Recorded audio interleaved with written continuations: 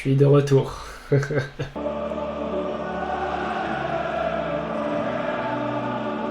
Amis Gunners, bienvenue. Bienvenue dans cette nouvelle vidéo, je suis de retour, ça y est, j'essaie de vous faire du contenu plus régulièrement quand même. Là, j'étais en trêve internationale aussi, c'est pour ça, et comme les joueurs d'Arsenal, j'ai été rapatrié au four le temps de me recaquer un petit peu. Mais là c'est bon, je suis de retour, pas pour vous jouer des mauvais tours, mais pour le sprint final, comme pour Arsenal. Ça y est, on y est enfin cette trêve internationale, j'ai l'impression qu'elle a duré 3 semaines. Je me suis bien ennuyé devant les matchs de l'équipe de France. Le match contre le Brésil, il n'était pas fameux. Le match contre la Colombie, un petit peu mieux. Un petit peu mieux avec l'équipe B.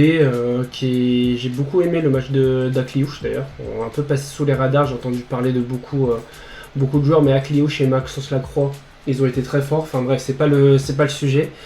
La première chose que je vais adresser par rapport à cette trêve internationale, c'est tous les rageux, toutes les autres fanbases qui ont dit ouais mais c'est de la triche, les joueurs d'Arsenal ils sont tous rentrés à Londres, tout ça pour jouer le sprint final, c'est pas légal, etc. Les gars, soit vous êtes comme Manchester United, vous n'avez plus rien à jouer, et dans ce cas-là, ça sert à rien que vos joueurs reviennent pour finir 3e ou 4e de Première Ligue, et il n'y a plus d'autres compétitions à jouer, soit dans ce cas-là, pourquoi vous dites pas à vos clubs de faire la même chose? Arsenal n'a pas gagné de titre depuis je ne sais combien d'années, parce que moi je compte pas les Community Shield. Je crois que ça date de 2019 ou de 2020 avec la FA Cup d'Arteta. Arsenal n'a pas gagné le titre de champion d'Angleterre depuis 2004. Là, ils ont 6 points d'avance sur Manchester City. On touche enfin au but. Il reste 7 matchs. 7 matchs pour aller chercher ce titre. Vous pensez qu'il va prendre le risque de faire blesser Rice, Saka, Saliba, Gabriel? Non, déjà Calafiori, Arteta elle a dû faire une syncope quand il a vu qu'il a joué 120 minutes en plus pour rien. J'espère qu'on va pas le récupérer à la petite cuillère Calafiori, parce que l'Italie c'est chaud. L'Italie on n'est absolument pas ensemble. Vous êtes avec Tottenham, vous. Dans les catégories des nullards, là vous êtes avec Tottenham. Mais non, mais les gars, arrêtez de faire les semi-touches, arrêtez de faire les mecs outrés. On a un titre à aller chercher. Moi c'est vraiment la priorité pour moi, c'est aller chercher ce titre. Et dans ce cas-là, qu'est-ce que ça vous fait qu'on mette tous les pions de notre côté? Déjà on marque que par corner ou par CSC. Vous êtes étonné qu'on fasse un mouvement de truand comme ça pour ramener une dizaine de joueurs pour les mettre au four? On va encore les mettre de côté, les mettre au frigo un petit peu pour le match de demain face à Southampton. Et après on va les ressortir contre Bournemouth. Vous n'avez que vos yeux pour pleurer. Vos yeux pour pleurer, vos mains pour tweeter, mais sinon il n'y a rien d'autre les gars. Il n'y a rien d'autre. D'ailleurs, suivez-moi sur Twitter, je me suis créé un petit Twitter l'Arsenalien. On peut discuter là-dessus un peu plus librement ou alors en commentaire comme d'habitude. N'hésitez pas à vous abonner si c'est pas déjà fait. Abonnez-vous, partagez en commentaire, je réponds à tout. N'hésitez pas. Donc, sprint final, c'est le thème de cette vidéo. Qu'est-ce que je pense de sprint final? Je pense qu'on va tout prendre. Non, on va pas tout prendre. Moi, je pensais qu'on allait prendre la finale de la League Cup. Elle m'a fait mal. Hein. Elle m'a fait mal, cette finale. Le non-match m'a fait mal. La prestation m'a fait mal.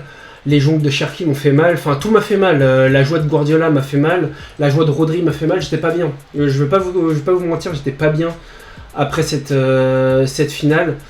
Ça m'a fait un petit peu peur au niveau du contenu, mais bon, heureusement qu'il y a eu la trêve internationale, mine de rien. Je pense que tout le monde est passé à autre chose. Il y a eu 2 semaines pour se requinquer mentalement aussi. Moi, c'est surtout ça. Il y a physiquement, où il y a des joueurs, je trouve, comme Rice, par exemple, comme Zubimendi, qui tirent la langue, qui sont fatigués. Je les voyais fatigués déjà depuis quelques semaines, avant le match contre Manchester City. Il y a Timber qui s'est blessé, apparemment, qui va revenir contre Southampton. Aussi qui tirait la langue, qui était je pense le joueur le plus fatigué. Je pense que ça lui a fait du bien de couper un petit peu. On va retrouver Odegaard, ça c'est important parce que Eberechi et Eze s'est blessé. Ça m'a fait mal parce qu'il nous a manqué Eze pendant cette finale. Il est vraiment lui le joueur sur la pente ascendante. Et ça m'a fait mal de ne pas avoir Eze. Mais apparemment, on risque de le retrouver quand même pour le Sporting. Donc ça fait plaisir. Mais surtout le retour de Martin Odegaard. J'ai Eze dans mon cœur. Mais mon autre maillot là que vous voyez sur les autres vidéos, c'est le maillot de Eze. Mais celui-ci, c'est le maillot d'Odegaard. Et moi les gars, j'y crois. Je sais, je suis un nostalgique, je suis un mec sentimental. Je crois en mes joueurs. Mais là, franchement, Odegaard, c'est pas possible qu'ils finissent la saison de la même façon que toute la saison s'est déroulée. C'est pas possible pour moi.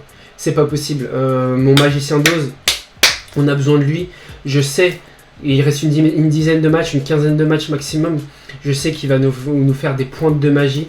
Il va aller chercher des choses qu'on n'avait pas, qu'aucun joueur de l'équipe n'a. Ce brin de magie, ce brin de folie, ces passes, cette technicité que seul lui a dans l'équipe. Je sais qu'il va nous apporter cette magie. Et je l'attends demain contre Southampton. Parce que pour moi, on va aller chercher la première ligue. On va garder notre constance, on va garder notre rigueur, on va aller chercher les résultats. Je sens que cette équipe-là dans les tripes pour aller chercher les résultats contre Bournemouth, contre Newcastle, tous ces matchs-là, même contre Manchester City, on va en parler un petit peu après. Mais ça commence déjà demain par la FA Cup parce que je pense toujours qu'on va faire un doublé. Je pense toujours qu'on va pas aller prendre la Ligue des Champions parce que j'espère quand même qu'on va passer le Sporting et j'espère que notre vengeur masqué va se venger face à son ancien club. Mais je pense que ça va être un petit peu trop court pour la Ligue des Champions. Parce que Barça en demi sûrement. Le Barça, je les trouve forts cette année. Même avec leur ligne haute et tout, j'ai l'impression qu'ils peuvent mettre beaucoup la pression sur la défense et le système d'Arsenal. Donc je pense pas qu'Arsenal ira chercher la Ligue des Champions. Parce que même si ça va jusqu'en finale, par exemple si ça tombe contre le Bayern ou contre le PSG, je pense que ça va encore manquer un petit peu d'expérience. Par contre, je pense que la FA Cup, il y a moyen d'aller le chercher. Il y a moyen d'aller chercher ce titre-là. J'ai un pressentiment comme quoi Liverpool va éliminer Manchester City, donc pourquoi pas retrouver Liverpool en finale, même si je m'avance un petit peu, hein, mais c'est comme ça, on est dans la fantasy, même si j'aime pas trop ça. Je pense qu'il y a moyen de faire finale et il y a moyen d'aller au bout. Il y a toujours cette épée de Damoclès, hein, sauf en Ligue des Champions. Manchester City, je vous ai dit dans une de mes premières vidéos, ce qui me fait peur, c'est que Manchester City a le pouvoir de tout nous arracher, de venir tout nous chercher cette année. Il n'y a plus la Ligue des Champions, mais FA Cup et championnat, ils sont encore là. Ils peuvent encore venir nous traumatiser comme du je ne sais quoi. Donc, il faut faire attention et ça commence demain face à Southampton. Ça les mérite. Non, c'est là-bas. Je crois que c'est là-bas. C'est à Southampton. Le moyen de faire tourner après la trêve internationale. Je veux pas voir Saka, je veux pas voir Rice, je veux pas voir Timber que peut-être une demi-heure pour lui faire reprendre le rythme. Je veux voir Odegaard. Je veux voir Max Doman. Vous avez vu le but qu'il a mis encore. Non, il est trop fort. On a le regen de Messi. Non, franchement, il est trop fort. Je veux voir Lewis Kelly aussi, il a repris un petit peu confiance pendant la trêve internationale. Il y a des rumeurs qu'il envoie à Manchester United, pardon. Moi les gars, je serais pas choqué de le voir partir. Selon l'offre,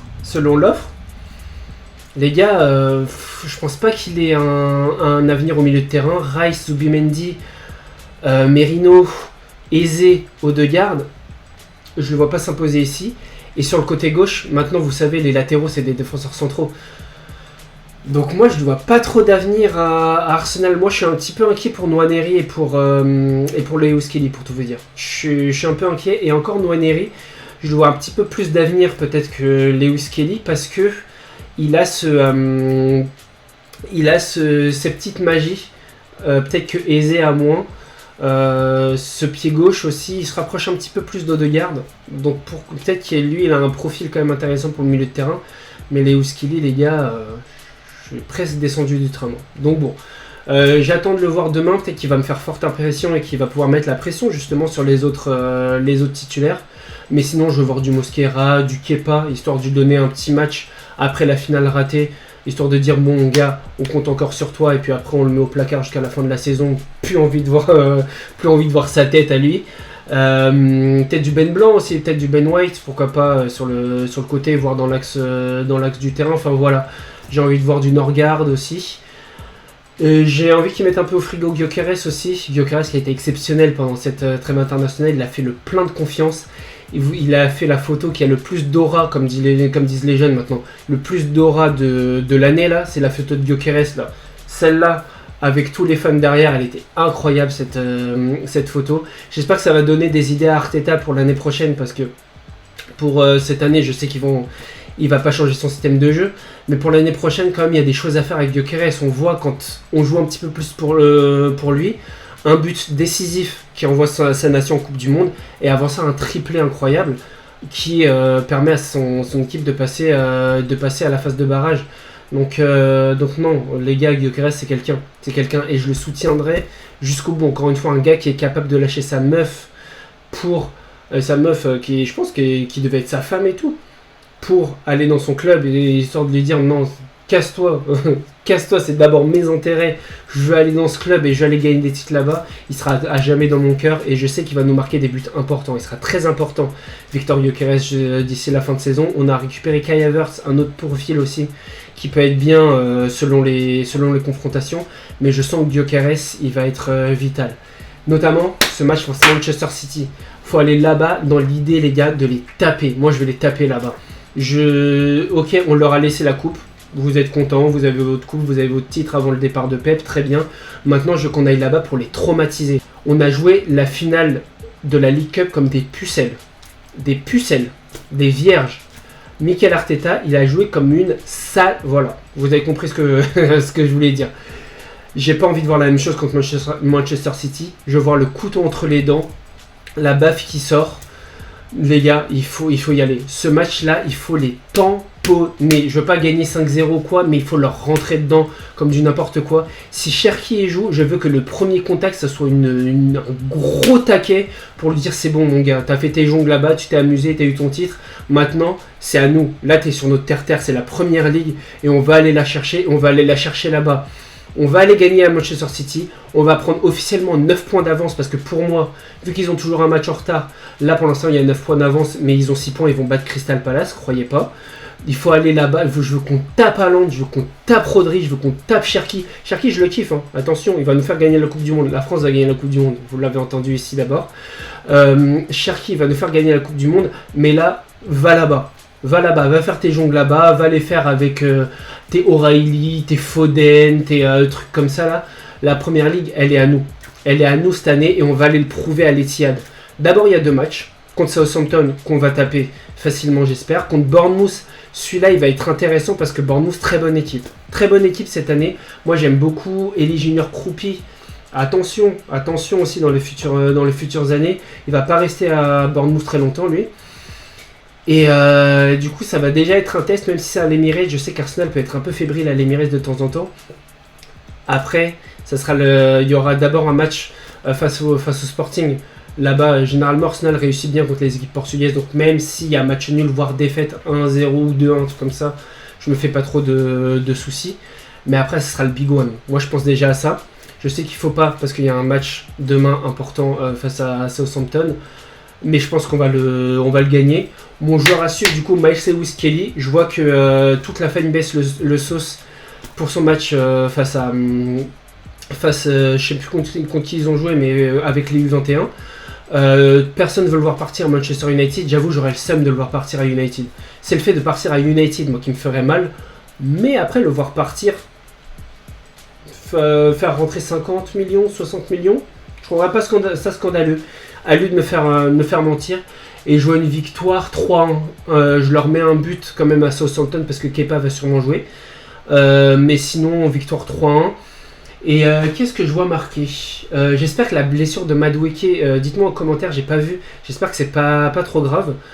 Je le vois bien faire jouer Trossard ou Martinelli. Je vois bien marquer un des deux. Martinelli a été pas mal pendant la trêve internationale.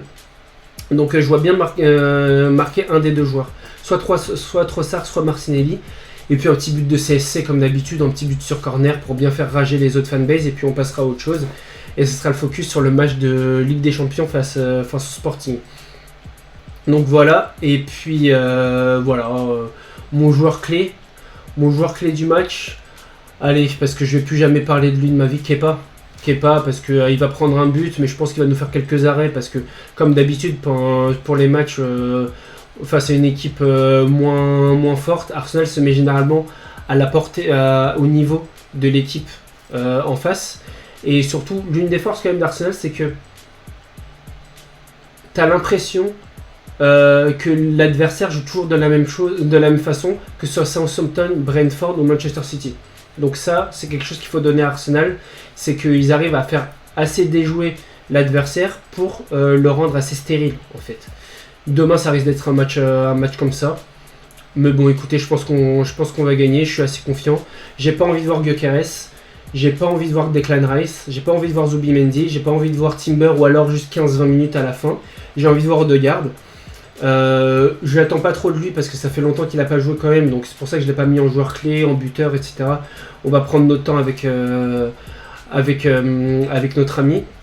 Je ne veux pas avoir une Capier, on a besoin de lui. Je ne veux pas voir Saliba, on a besoin de lui. Je ne veux pas voir Gabriel, j'ai besoin de lui. Mais les Marley Salmon, tout ça, hein, vas-y, fais-toi plaisir, Michael, fais-toi plaisir. Et puis on passe au prochain tour de la FA Cup et puis après ce sera focus Ligue des Champions. Je ne sais pas si j'aurai le temps de vous faire une vidéo Ligue des Champions. Mais sinon ce sera un petit short, quelque chose avec comme d'habitude mon prono et mon joueur clé. Dites-moi ce que vous en pensez du sprint final d'Arsenal. Je pense qu'on va prendre le match contre Bournemouth et le match surtout face à Manchester City. Et puis après on aura une voie royale vers le titre. 2 titres FA Cup, Première Ligue. Et on laisse la Ligue des Champions, j'espère au PSG, on vous la donne, on est français quand même, donc on espère quand même le PSG parce que Bayern ça me ferait chier pour Harry Kane. Donc dites-moi ce que vous en pensez de tout ça, de la situation d'Arsenal, comment on va s'en sortir d'ici la fin de la saison. N'oubliez pas de liker, de commenter, de vous abonner aussi, de partager, suivez-moi sur Twitter, l'Arsenalien. Et on se retrouve pour le prochain épisode. Et n'oubliez pas...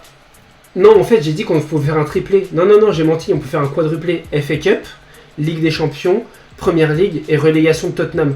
On garde un œil là-dessus aussi. Je sais pas contre qui ils jouent, mais de toute façon, je sais qu'ils vont perdre. Donc, on va suivre ça avec le sourire. N'hésitez pas à vous abonner encore une fois. Et n'oubliez pas, North London is red. Je suis de retour et on va tout arracher. A plus!